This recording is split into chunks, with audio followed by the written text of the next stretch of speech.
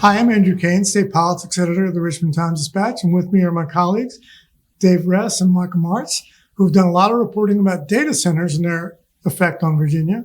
So we've talked about how we have a huge proliferation of data centers in Northern Virginia, and we've subsequently seen how developers have moved into the Richmond area with some more mixed results. Oh, definitely mixed results.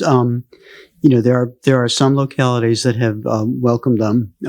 Chesterfield has landed some big projects from Google that they've been working on, since 2019, and they're very happy with that. But they're also Dr. Casey, the administrator, is saying, we're not necessarily going to get some more.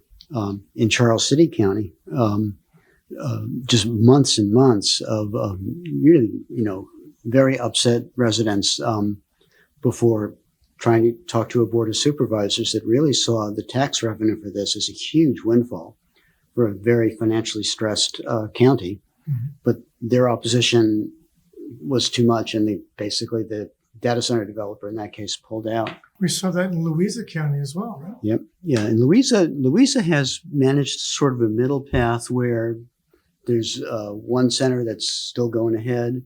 You get a little bit too close to people, then, let's talk some more. And then in Goochland County, the Board of Supervisors has approved a tech zone that would include by right data centers.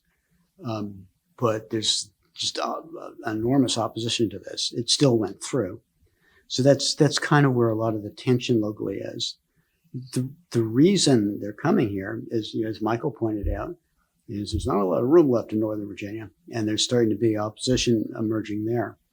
And it's, we're a very natural path for them to look, because between Northern Virginia and the Richmond area is a basically fiber superhighway. It runs along I-95, which is one reason why Caroline County has decided to welcome a first $3 billion phase of what is eventually supposed to be an $11 billion data center campus in Ladysmith, hard by Interstate 95.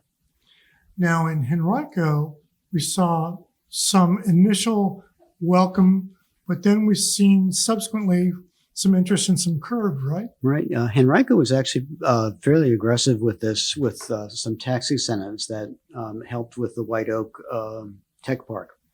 And there had been initially some thought, we might expand the footprint of this, do the zoning modifications that would make this essentially a fast track for anyone else who wants to come.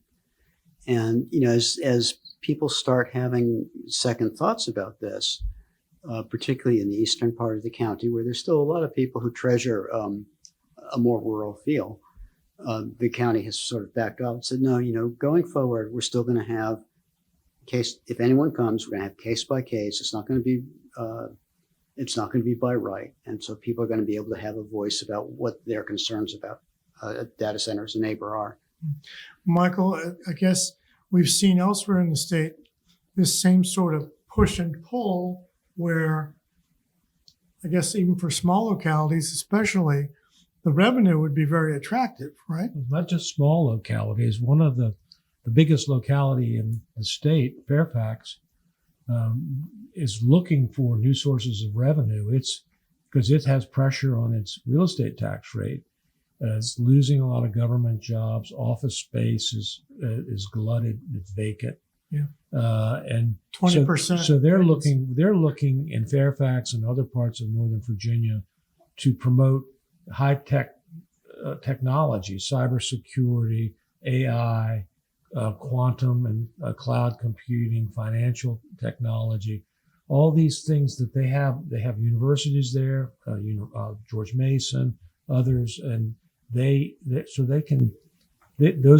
are very promising industries, but they all require data centers. And so I know Clark Mercer, who is the executive director of the Washington Council of Governments, said that data centers are overwhelmingly the brightest spot for the economy in that region.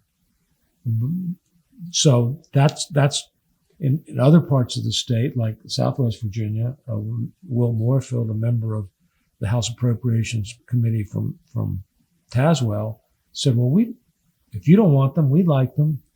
And so that the question will be with AI is how close do data centers need to be to each other? In the past, they've clustered in Loudoun and other parts of Northern Virginia because of proximity to each other as well as to users.